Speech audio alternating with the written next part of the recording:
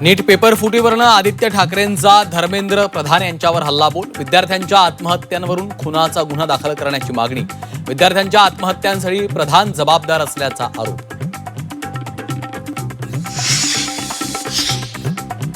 नीट परीक्षेत कमी मार्क्स मिळाल्यानं अहिल्यानगरमध्ये विद्यार्थिनीची आत्महत्या. कर्जत तालुक्यातल्या जलालपूरमधील घटना. मानसिक तणावातून विद्यार्थिनीनं उचललं टोकाचं पाऊल.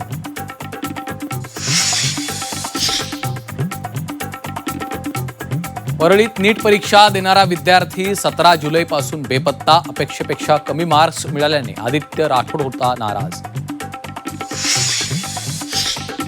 जेन्झींसमोर सरकारला झुकावं लागलं. उद्धव ठाकरेंचा सरकारला टोला, तर देशभक्तांनी अंधभक्तांना हरवल्याचीही केली टीका.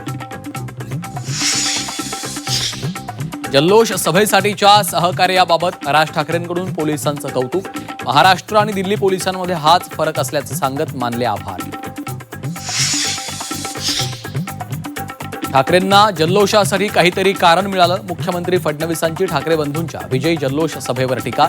संवेदनशीलता दाखवत मोदींनी निर्णय घेतला. फडणवीसांची प्रतिक्रिया. पंतप्रधान मोदींच्या निवासस्थानी घातपाताचा प्रयत्न होता. उपमुख्यमंत्री शिंदेंचा खळबळजनक आरोप. आंदोलन मागे घेतल्याने विरोधक निराश झाले. शिंदेंची ठाकरेंवर टीका. खुर्ची सत्ता हा आमचा अजेंडा नाही. महाराष्ट्राला पुढे नेणं हाच आमचा अजेंडा आहे. एकनाथ शिंदेंचं विधान.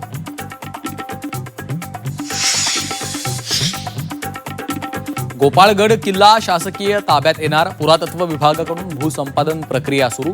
किल्ल्यावर मालकी हक्क सांगितल्यानंतर निर्माण झाला होता वाद. खासगी मालकीचा वाद होणार संपुष्टात.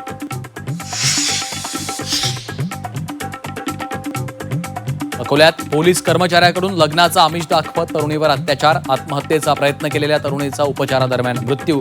अकोल्यातील बाळापुरात सर्वपक्षीय मोर्चा.